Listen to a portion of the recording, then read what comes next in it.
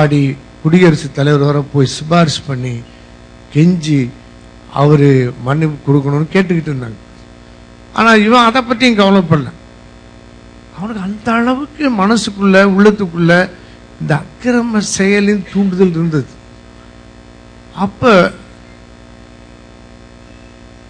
என்ன செய்யணும், கடைசி அவனுக்கு என்ன விருப்பம் அப்படின்னு கேட்பாங்கன்னு சொல்லுவாங்க, நீங்க கேள்விப்பட்டிருப்பீங்க.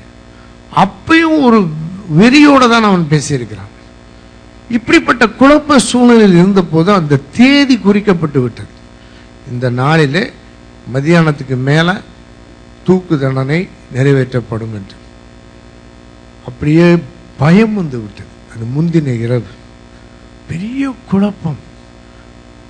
அவனுக்கு என்ன செய்ய வேண்டும் என்றே தெரியவில்லை. என்னென்னமோ சொல்லி அதுவரை தெரிஞ்ச கடவுள்னு நினைச்ச பேரெல்லாம் சொல்லி கூப்பிட்டுருக்கான். எங்கேயோ இயேசுன்னு கேட்டிருப்பான் போல, இயேசுவேன்னு கூப்பிட்டுருக்கான். அந்த சிறைச்சாலை அறைக்குள்ளே ஆண்டு தரிசனம் வரார். சிலுவையிலே அறையப்பட்ட விதமாய் நான் உனக்காக மரித்தேன் என்று பேசினார். Praise the Lord. அந்த ஒரு சில நிமிடங்களுக்குள்ள அவனுக்குள்ள ரட்சிப்பு வந்து விட்டது. Praise God. உண்மையா நடந்தது. அடுத்த நாள் காலையில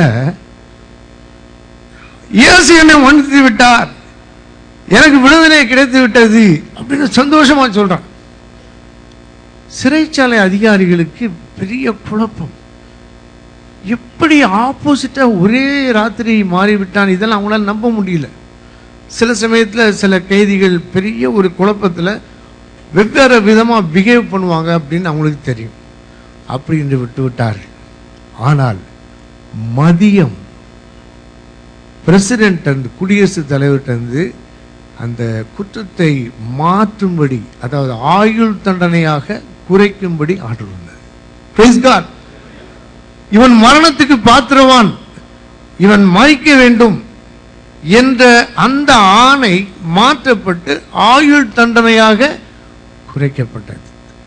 அதற்கு பிறகு அவனுடைய வாழ்க்கை முற்றிலும் வித்தியாசமானதாய் நல்ல வாழ்க்கையா இருந்தனால் ஆயுள் தண்டனை குறைக்கப்பட்டு வெளியே வந்து ஒரு சின்ன வியாபாரம் பண்ணி ஆண்டவராய் இயேசுவுக்கு சாட்சியாக வாழ்ந்தான். அப்ப சுப்பிரமணி அவன் கொலை செஞ்சான். ஆனால் ஏதோ ஒரு மர்சி பெட்டிஷன் போட்டு அவனுக்கு மன்னிச்சிட்டாங்க, அவனுக்கு மன்னிப்பு கிடைச்சிச்சு, வெளியே வந்துட்டான். ரட்சிப்பு, மரண தண்டனை குறைஞ்சி போச்சு, இல்லை எடுத்துட்டாங்க.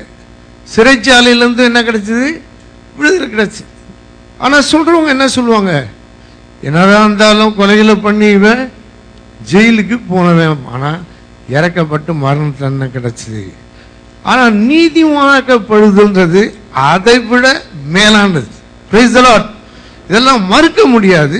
ஆனால் இப்போ சுப்பிரமணிய பற்றி சொல்றவங்க இதை பழைய கதையை ரொம்ப சொல்றது இல்லை. அவர் உயிரோட இருக்காரா இல்லைன்னு எனக்கு தெரியல. இயேசுவுக்கு தன்னால் முடிந்தவரை உண்மையை செய்து கொண்டிருக்கிறார். ஹல்லேலூயா. நம்முடைய கடந்த கால வாழ்க்கை எவ்வளவு மோசமா இருந்தாலும் இயேசுவை ஏற்றுக்கொண்டதுனால ஆண்டவரே அதை பார்க்கறதில்லை, நம்மையும் அதை பார்க்க விடுவதில்லை, மற்றவர்களுக்கும் அது அவசியம் இல்லை என்று சொல்லிவிடுகிறார். Price God. ரோமர் நிருபத்தின் சாரம் அதுதான், செய்தியின் சாரம். இதைத்தான் நாம் பார்க்கிறோம். அடுத்து நம்ம பார்க்கிறோம் ரட்சிப்பை பற்றி 3 விதமா நாம் ரட்சிப்பை விளங்கிக் கொள்ள வேண்டும். 3 விதமா. அதாவது சிலர்கிட்ட கேட்டோம்னா கேட்டிருக்கலாம், உங்கள்கிட்டையும் கேட்டிருக்கலாம், நம்மளும் கேட்டிருப்போம். நான் உங்கள்கிட்ட உங்களுக்கு ஆட்சேபனை இல்லைன்னு நான் உங்கள்கிட்ட கேட்க விரும்புகிறேன். நீங்களாம் ரசிக்கப்பட்டிருக்கீங்களா? முதல்ல எல்லாம் கை தட்டினாங்க, இப்போ சாஃப்ட் ஆயிடுச்சு கதையை கேட்ட. சரி, இன்னொரு கேட்குறேன், நீங்களாம் ரசிக்கப்பட்டிருக்கீங்களா? ஒரு 3 கேள்விக்கு மட்டும் பதில் சொல்லுங்க. இப்போ ஒரு சின்ன பரீட்சை, ஒரு நிமிஷம் பரீட்சை. நீங்க ரசிக்கப்படுறதுக்கு முன்னாடி பாவம் செஞ்சீங்களா? இப்பயும் சந்தேகம் வந்துருச்சு. கிறிஸ்துவ வாழ்க்கையில் அடிக்கடி சந்தேகம் வந்துட்டு தான் இருக்கும். தோமாவுக்கு கிராஜுவேட் ஆன பிறகு சந்தேகம் வந்துச்சு. அப்படின்னு என்ன அர்த்தம்னா 3 வருஷம் கூட இருந்த பிறகும் சந்தேகம் வந்துச்சு. இப்ப திருப்பியும் கேட்கிறேன், 2வது கேள்வி, ரட்சிக்கப்படுறதுக்கு முன்னாடி பாவம் செஞ்சீங்களா? ரட்சிக்கப்பட்டீங்களா? சரி. ரட்சிக்கப்பட்ட பிறகு பாவம் செஞ்சீங்களா? பரவாயில்ல, அப்ப உண்மையில ரட்சிக்கப்பட்டீங்கன்னு அர்த்தம். இந்த 3வது கேள்விக்கு என்ன சொல்றதுன்னு தெரியாம என்ன ஒரு பிரசங்கியார் குழப்பமான கேள்வியை கேட்டு வித்தியாசமா பேசுறான்னு யோசிப்பாங்க. அது உங்களுக்கு தெரிஞ்சிருக்கனால தெளிவா சொன்னீங்க. அப்ப இன்னொரு கேள்வி உங்களுக்கு கேட்க விரும்புறேன். எதுல இருந்து ரட்சிக்கப்பட்டீங்க? ஸ்லைட பார்த்து சொல்றாங்க.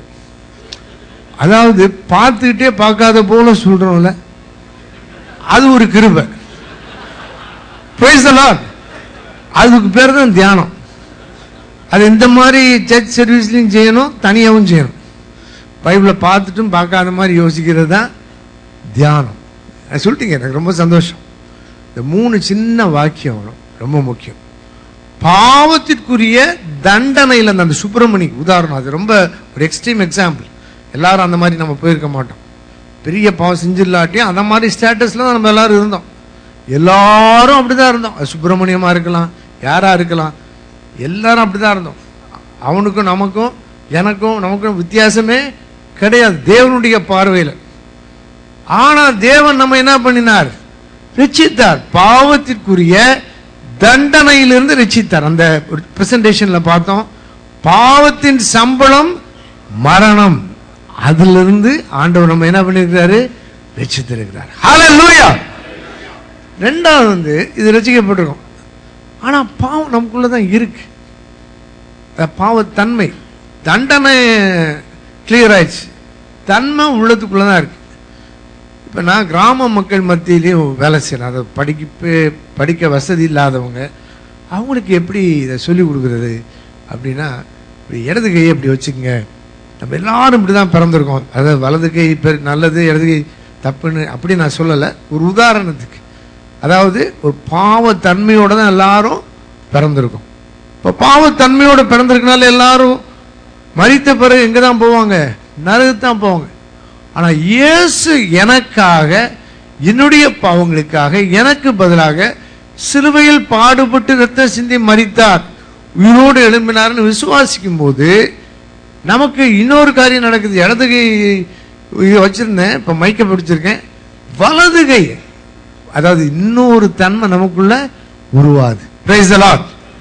இப்ப நீங்க ஒரே ஒரு இடது கை இப்படி வச்சு பாருங்க, இது நம்ம எல்லாரும் இப்படிதான் பிறந்தோம். ஆனா இயேசு ஏற்றுக்கொண்டனால உள்ள இன்னொரு தன்மை வந்துருச்சு. 2 இருக்கனால நமக்கு என்ன இருக்கு? போராட்டம் இருக்கு. 2 வசனம் ஒரே மாதிரி இருக்கு. இந்த ரெஃபரன்ஸ் ஒன்னு 2 கொரிந்தியர் 5:17 உங்களுக்கு தெரிஞ்ச வசனம் தான். கிறிஸ்துவுக்குள் இருந்தால் புது சிருஷ்டியா இருக்கிறான், எல்லாம் புதிதா என்ன, பழைய ஒழிந்து போயின. அதுக்கு அடுத்த புத்தகம் கலாத்தியர், அதுவும் 5:17 தான். அதுவும் 5:17, இது 5:17. அதுல என்ன எழுதி இருக்கு? புதுசா வச்சுன்னா ஒண்ணுமே எல்லாம் சரியா போச்சு, கட்டி இருந்தது எடுத்துட்டாரு டாக்டர். அப்படி இல்லை, உள்ளுக்குள்ள இன்னும் இருக்குது. கலாத்தியர் 5:17 ஆவிக்கும் மாம்சத்துக்குள்ள என்ன இருக்கு? போராட்டம் இருக்கு. அதை பற்றி பிரசங்கம் பண்ணிட்டு வந்தா பெரிய போராட்டம் கேட்டவங்களுக்கு இருக்காது, கொடுத்தவங்களுக்கு தான் இருக்கும். சில சமயம் பிரசங்கம் முடிஞ்சு வீட்டுக்கு போனவுடனே இருக்கும். பரவாயில்ல, சிரிச்சா எனக்கு என்ன புரியுதுன்னா, என்ன மாதிரி அவங்களுக்கு அனுபவம் இருக்கு. ஓ ரைட். ஆனா இதை விளங்கி எளிய முறையில நம்ம மக்களுக்கு சொல்லிக் கொடுக்கணும், ஒவ்வொரு விசுவாசியும். இதுவரை நான் உங்களுக்கு சொன்னது உங்களுக்கு கொஞ்சம் விளங்க முடிஞ்சுதா? பிரைஸ் காட், ரொம்ப சந்தோஷம். ஏன்னா விளக்குறது நான் இல்லை, ஆவியானவர் நமக்கு விளக்கி சொல்லி கொடுக்கிறார். இப்ப இங்க நம்ம பார்க்கிறோம், பாவத்திற்குரிய தண்டனையிலிருந்து ஒரு ஸ்ட்ரோக்ல மன்னிக்கப்பட்டாச்சு, தூக்கு தண்டனை இல்லை, அவ்வளவுதான். ஆனா இங்க ஆவிக்குரிய முறையில நித்திய ஜீவனை நமக்கு கொடுக்கிறார். பிரைஸ் காட், ஹல்லேலூயா. அதாவது சரீர பிரகாரமா மரித்தாலும் உயிரோட நம்ம என்ன பண்ணுவோம்? எழும்புவோம். அதை விசுவாசிக்கிறதுக்கு அடையாளம் தான் இன்னைக்கு கர்த்தருடைய பந்தியில பங்கு பெற போறோம். இந்த செய்தியெல்லாம் அதுதான் ஆயத்தமா இருக்கு. ஆனா இந்த இடதுகை, அத பாவத்தன்மை, மாம்சத்தன்மைக்கு வல்லமை இருக்கு. அதுல இருந்து ஆண்டவர் எப்படி விடுவிக்கிறாரு? ஒரே நாள்ல விடுவிக்கிறது இல்லை, ஒவ்வொரு நாளும் அதை வெற்றி கொள்றதுக்கு பலப்படுத்துறாரு. ஒவ்வொரு நாளும் ஒரு மேட்ச் விளையாடுற மாதிரி, ஒவ்வொரு நாளும் நமக்கு ஒரு பந்தயம், ஒரு போட்டி மாதிரி கஷ்டப்பட்டு மேற்கொள்ள வேண்டியிருக்கு. கொஞ்சம் கஷ்டம் இருக்கு. சில சமயத்தில் விசுவாசத்தில் எளிய முறையிலும் எளிதான முறையிலும் ஆண்டு வெற்றி கொள்ள உதவி செய்கிறார். கோபமே படக்கூடாதுன்னு ஜெபம் பண்ணியிருப்போம். அன்னைக்கு பார்த்து காலையில் ஆண்டு எழுப்பிட்டுருப்பார், 1.5 மணி நேரம் ஜெபம் பண்ணியிருப்போம்.